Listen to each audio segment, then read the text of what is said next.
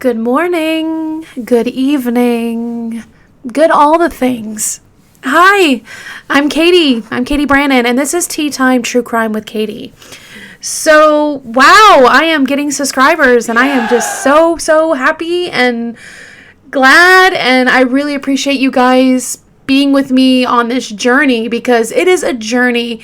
If it's your first time joining me, hey, what's going on? We talk about true crime here, but I send nothing but positive energy and vibes to you.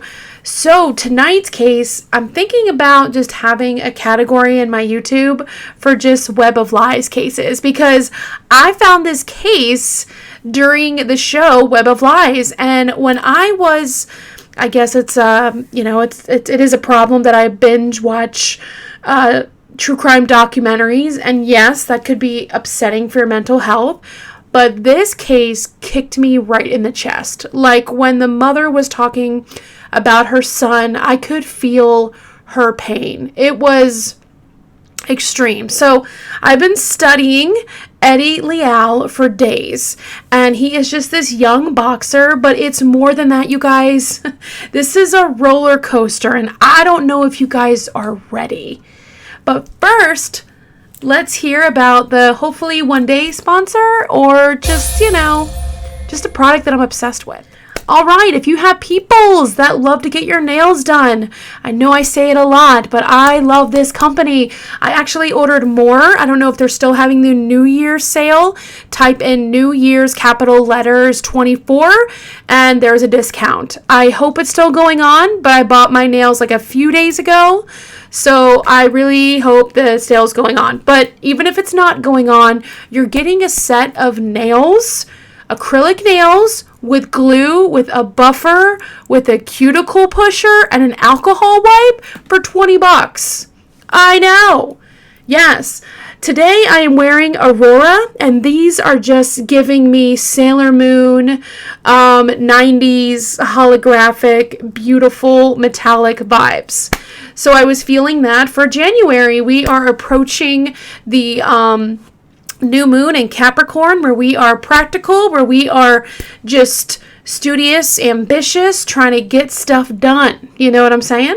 So definitely go to glamnetic.com/Catie Brannon, and you get like a little promo. Anyway, that's always, because I would like to say I am an affiliate, and if I ever talk about a product that I'm sponsoring or anything like that, I will be straight up with you guys that I even like the product, or if I don't like the product. Don't want to hurt people's feelings. Whoop. But I just want to be honest with you guys, because I want to have an honest relationship with my beautiful true crime kitty cats. So, Glamnetic, treat yourself. $20. I was paying, you guys don't want to know how much for my nails, like every 3 weeks. You just don't want to know. But yeah, you just do them yourself. There is the glue, there is the cuticle pusher. It's really nice. It's just some me time when I'm exercising, like, 'cause I have like this little stair thing. I sometimes just do my nails while doing it, while I'm watching documentaries. So yeah, guys, glamnetic.com /Catie Brannon, and it is a woman company. So I think that's pretty rad. We women have to support each other, lift each other up. Women empowerment, all women. That's what I'm trying to say. All right, I'm not really good at the whole spiel thing, so we're going to get to this true crime of this amazing young boxer that was taken way too soon. Wow, it is really coming down out there, you guys. There is like a straight up storm happening outside. I don't know if you guys can hear that. Today's tea, my wonderful partner got me some tea. It looks like,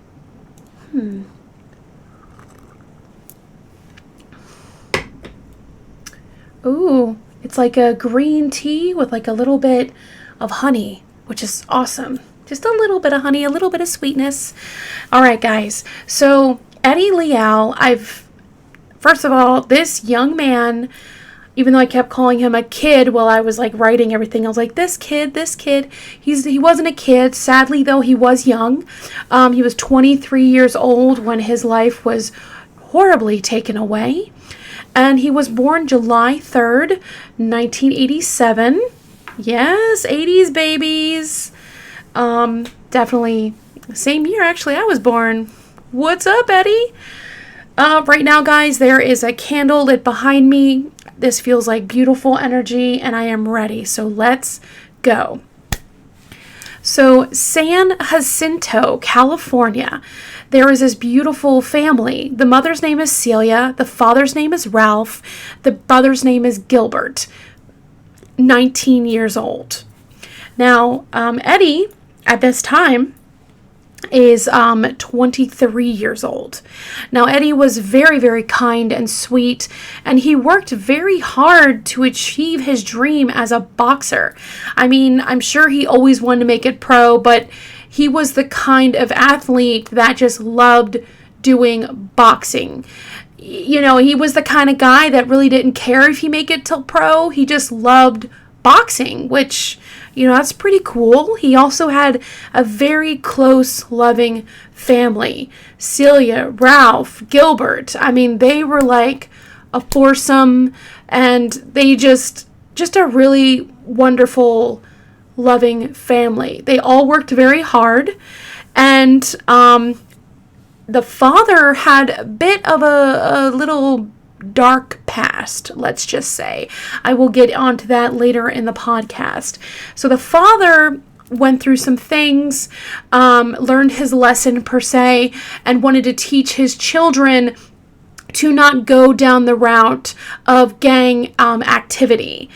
Now, I didn't want to say this word cholo because I hear it in such a negative connotation, but for this true crime story, cholo is basically a Spanish slang word for gangster, okay?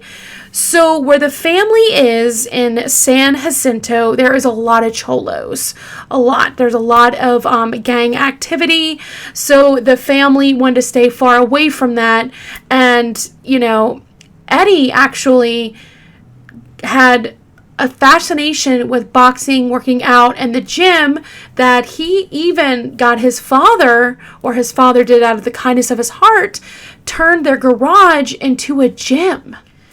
Yeah, so when the neighborhood kids would like walk around and they see an open garage with gym equipment, Eddie and the family would just like, hey man, come on, like let's hang out, you know, and they would steer, you know, the kids away from, you know, not the good side of lifestyles, you know, they got him away from gang activity. And you're wondering, well, Catie, why would anyone want to be in a gang? Well, that is because when gangs show up, you know, they usually have fancy cars, fancy jewelry, you know, just look like they're doing well for themselves. So when they go around these, you know, not low income houses, but like blue collar, you know, something like that, I would explain, they seem to like kind of find kids and recruit them to be in gangs, you know, promise all these things, and it's just no bueno. It's like no good, okay? But like I said, Eddie did not want any of that to happen. So they opened their garage for all the kids, and, you know, Eddie didn't even do drugs. I don't even think he drank. He was like a very straight-laced guy. But with him being into fitness, with him doing boxing, and also he actually had a job as a personal trainer, I think it was called the Powerhouse Gym. So he didn't really have plans or time to like meet a girlfriend in a normal kind of way. I mean, don't want to say normal, but like in a conventional kind of way. So, you know, one night Eddie is on Facebook and he sees this very attractive girl. I mean, she is fire. Like, I mean, when I saw the picture, I was like, catfish, like straight up. Because, I mean, there was like, I mean, I guess I'm negative or paranoid. No, I'm just aware. Anyway, Rebecca Santiago, she was 21 years old and beautiful woman. Picture is right there. And she explains that she is a student. She doesn't like the gang lifestyle. And she's just looking for, you know, like a boyfriend. So they start talking. And everything seemed pretty good. Eddie was very excited. He would come home and race on the computer to talk to Rebecca. Now, what's going on when this is happening? The Cholos, I guess, are pretty tired of these nice kids in the neighborhood trying to stop the Cholos from recruiting the kids into gang activity. Now, this kind of setup with the gym and everything in the neighborhood, it really was pretty amazing to police officers, like Sergeant Bob Epps. He actually trained with Eddie on the gym to stay fit and also like watch the neighborhood. So you have like this beautiful family, the Leals, who are friends with the police department. So the police are there, but then when the police leave, Cholos come around.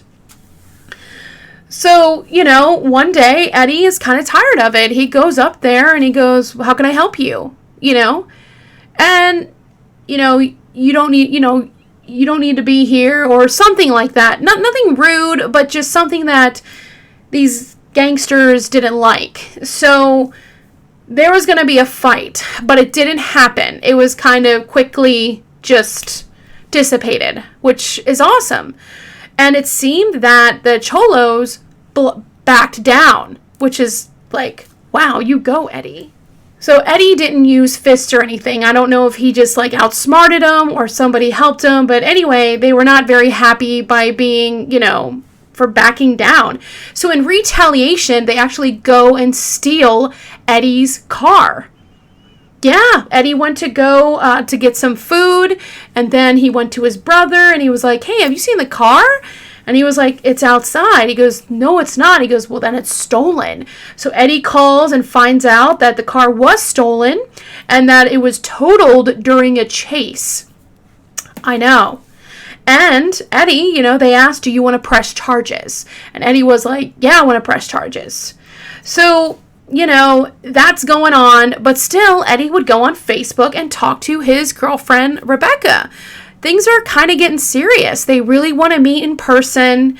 There's some flirty messages back and forth, and, but there are some red flags going up, you guys. There are some flags going up that I feel like if anyone else would see these, especially nowadays. Back then, in 2011, I don't think it was like known, but number one, when he wanted to meet her, he also wanted her phone number so he could actually talk to her, but she said she didn't have a cell phone. Yeah. Number two, she actually ghosted him twice. Yes, they were supposed to meet up a couple times, but there was always some excuse. The first time, I kind of get it. Like, not everything can work out. Life happens. I get that. But the second time, the second time was weird. She was like, "No, I was there at the park. I didn't see you." And he was like, "Well, I drove around 3 times. I didn't see you." And she goes, "Well, I was there, but then I left to go to a friend's house because I was cold. Do you want to still come see me again?" And he's like, "Yeah, I'll be there in 10 minutes.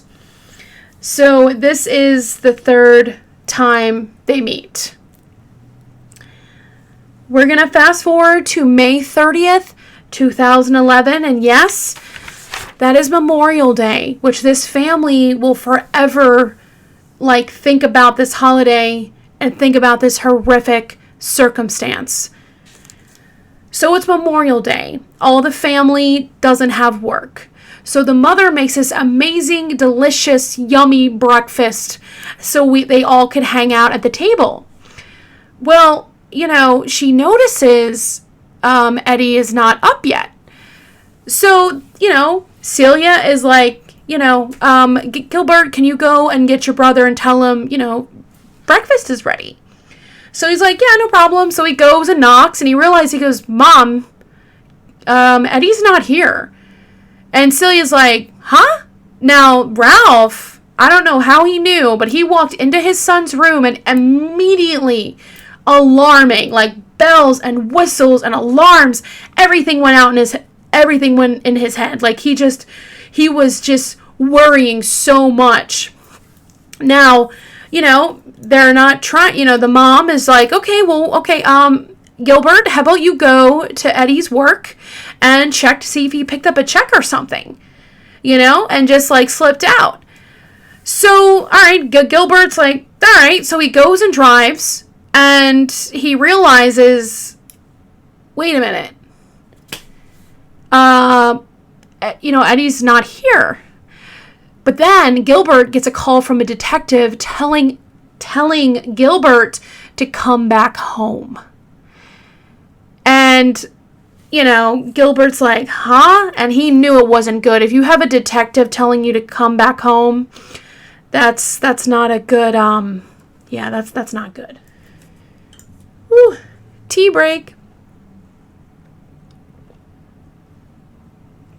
Ooh.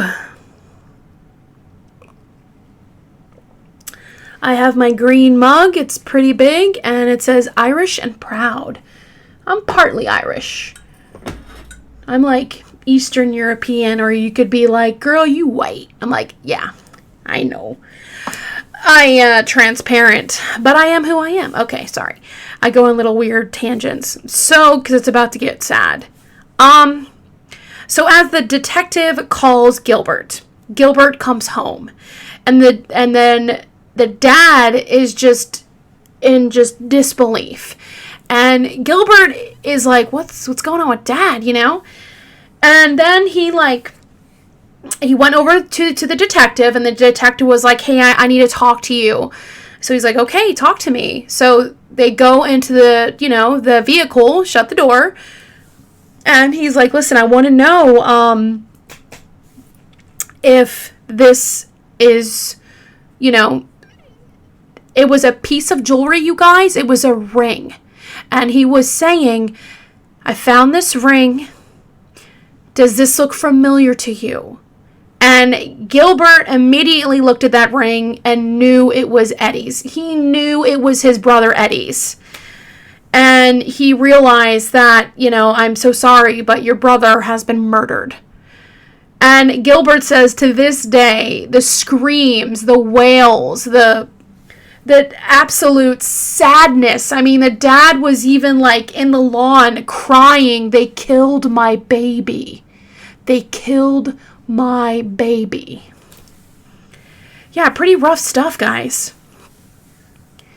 Like I said, Memorial Day is probably never the same for that family. It's really, really awful.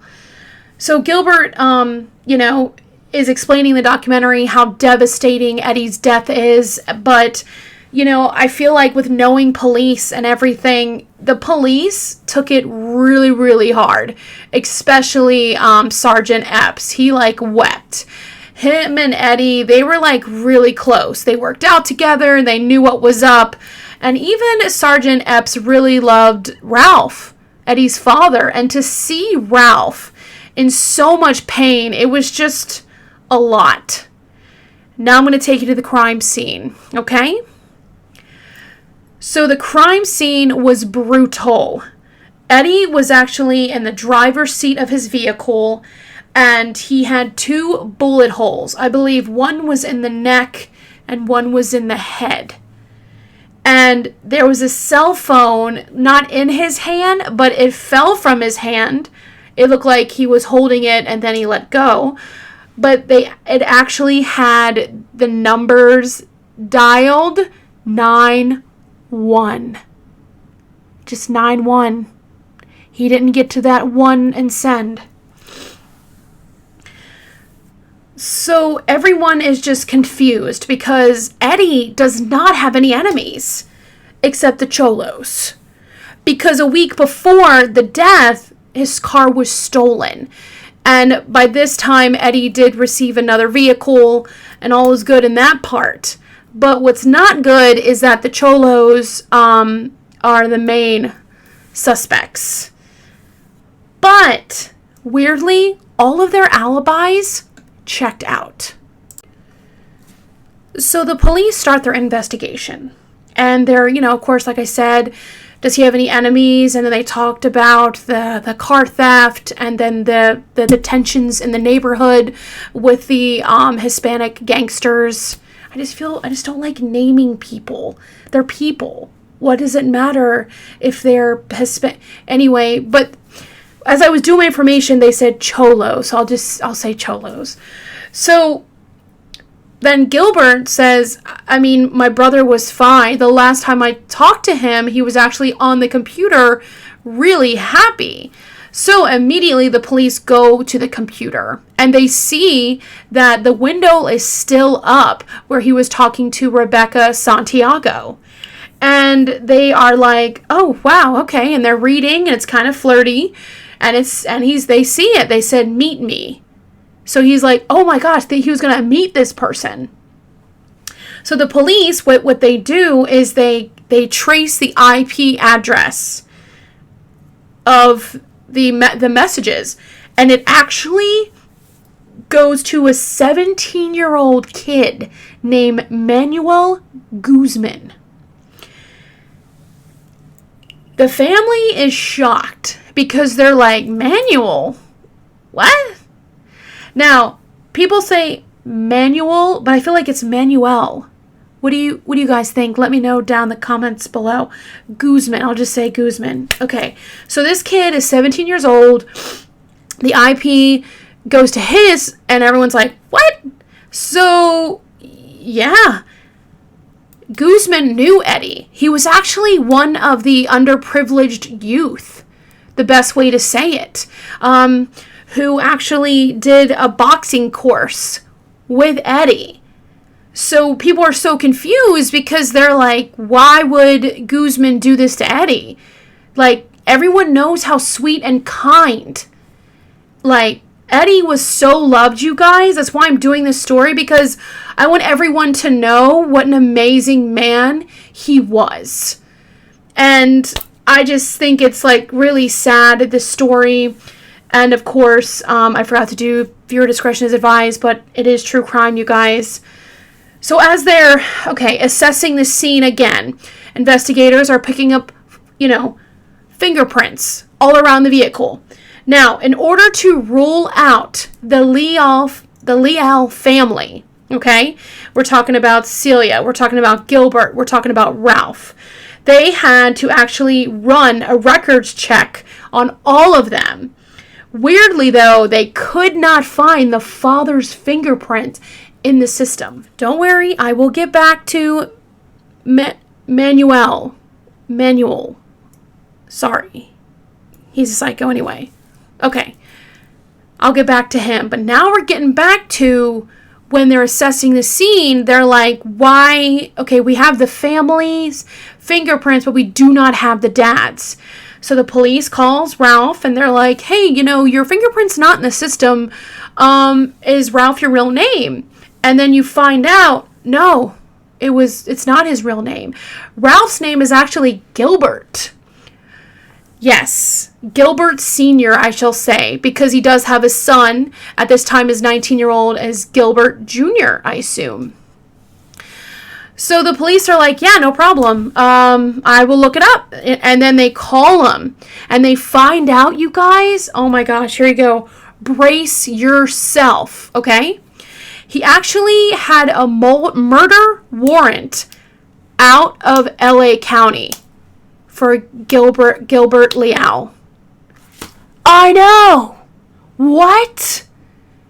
Yes. For a homicide that occurred in the 1980s. Wild. Are you guys ready to hear this crime? It's pretty shocking. Now, it was a shock to the police because, like I said in the beginning, you guys, the police loved the Leal family. They really did. They were like buddy-buddy. And it was a shock to the police that, Ralph had something to do with murder, so they couldn't even, what? All right.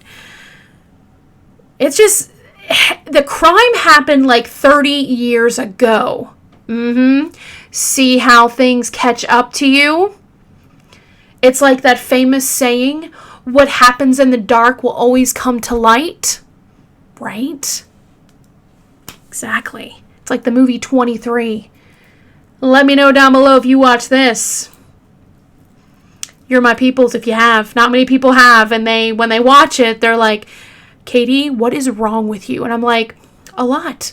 Did you enjoy the movie, though? The acting is superb. Jim Carrey is not his usual goofy self. It's pretty dark. It's pretty dark. But you kind of learn a lesson a little bit. Yeah. All right. So, as I was saying, the crime from 1982, August 8th, it was an incident at Rowland Heights Park, 1500 Bonita Avenue. Now, they did not say it's not many articles on this, which really makes me angry because these were people. They were killed, they were murdered, and I could not find their first names. It's weird, so please forgive me for that. So I will do my best. The name I found was Hernandez and Ontiveros. They were at a park with two girls, and the deputy said that three men approached them and challenged them to a fight. Now, Hernandez and Ontiveros declined. They're like, I don't want to fight. Like, I don't. But I don't know why it happened, you guys. I don't know if they were just trying to show they were tough guys. Who knows? But they attacked Hernandez. Hernandez was beaten, stabbed, and he died in the hospital. Ontiveros suffered brain damage. The three suspects were identified, but they fled to Mexico. What? And 30 years later, a murder of his son, fingerprints, because he's driving his son's car. They all drive the car. That's what sealed him in the end. Ralph actually believed, Gilbert Sr., I'm just going to keep saying Ralph because that's Ralph, easier, right? Ralph actually believed, you guys, that his son's murder was his karma for his ways many, many years earlier, which, I mean, let me know what you guys think. I think that kind of checks out. And you're like, okay, Catie, this family is beyond devastated. They just lost a son, and they're losing a father. So it's just Celia and Gilbert. Another tea break, guys. Forgive me. I know. But this is where I'm kind of like, what? And you're wondering, okay, well, they got him. Who was the third suspect? This is where it doesn't make sense. In the article, you guys, Eddie, his son, was born 1987. This crime happened in 1982. So how did the son have any part to this crime? Unless it's a different Eddie. I don't know. Like I said, guys, it's very frustrating about this case is that it's not really well known, but I want to tell the Hernandez and the Ontiveros family, I am so sorry for your loss. And of course, the Leals, Eddie, innocent. He literally seemed beyond innocent as you could be. And he was gone. So sending positive healing energy to the loved ones involved. So, Corona was the suspect and Leal, okay? And they're like in their 50s now. They did this crime like over 30 years ago. I know that Ralph only received 8 years for voluntary manslaughter. I know. Yeah, the family of Hernandez and Ontiveros were not happy at all. But, they're kind of like, at least justice was kind of served. But they kind of got a slap on the wrist. I mean, two boys' lives were absolutely destroyed. And the ones who did it only received like less than a decade. 8 years. And they probably got out earlier for good behavior. Yeah, isn't that nuts? Yeah, I'm all about Eddie Leal, but then when I got into his father, I was like, are you freaking kidding me? I mean, yeah. It's like, what? Sorry about that, guys. Now we're going back to Eddie Leal. Now, there was not much physical evidence, it sucks. It really does. And the family was close to having a cold case, sadly. So the police turned to forensic analysis to Manuel's Guzman's computer. Now this, it apparently takes time, like from weeks, maybe a year. I mean, I don't know how long it took, but they finally found the evidence that Manuel's messages were going to Eddie Leal's computer. Now, Guzman actually said that, yeah, this is his computer and no one else uses it. Okay, got it. But when they show him the Rebecca Santiago profile, Guzman denies it. He goes, nope, I've never seen that before in my life. I don't know what that is. So sadly, you guys, he is let go because there is not enough evidence. Holy... I know. I was like, what? So you would think that Manuel would go to the family and be like, hey, I'm sorry for your loss. I don't know why they think it's me. Maybe we can... No, you know what he does? He actually rides his bike around the family's home, Leal's home, and starts taunting them. Little shit. I know. Yeah, and there's nothing the family could do. I mean, Gilbert said he wanted to, go out there and hurt him, but I think he wanted to, beat him up. You know what I'm saying?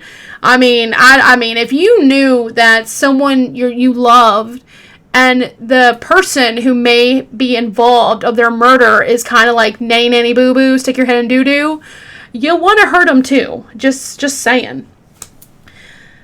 So, computer investigators are still on the computer. They're like, this is back in 2011, you guys. Now computer forensic evidence is well known in 2024, which is amazing.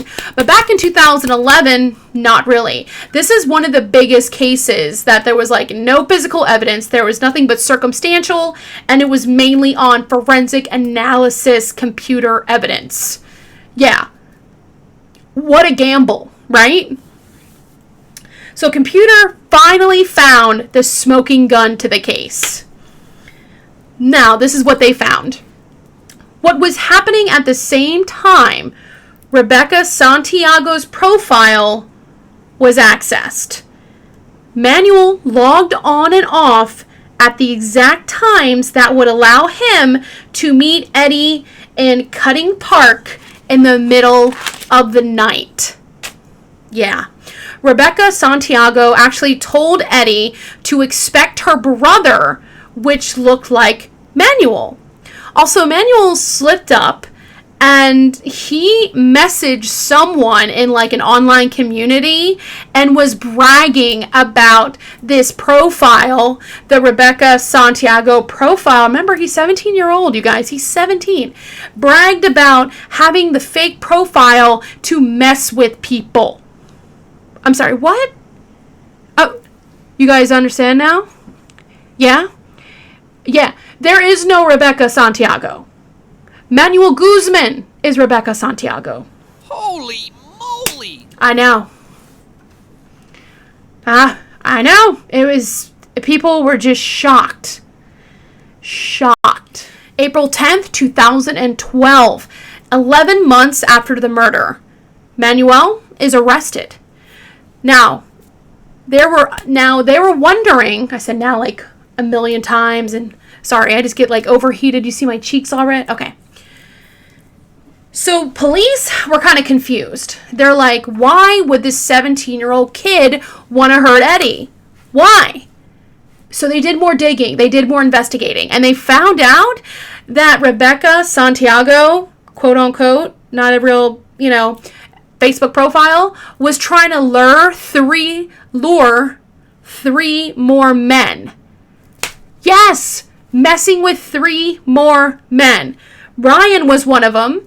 He's in the military, and he was actually stationed in Hawaii. And the others, they didn't seem to take the bait.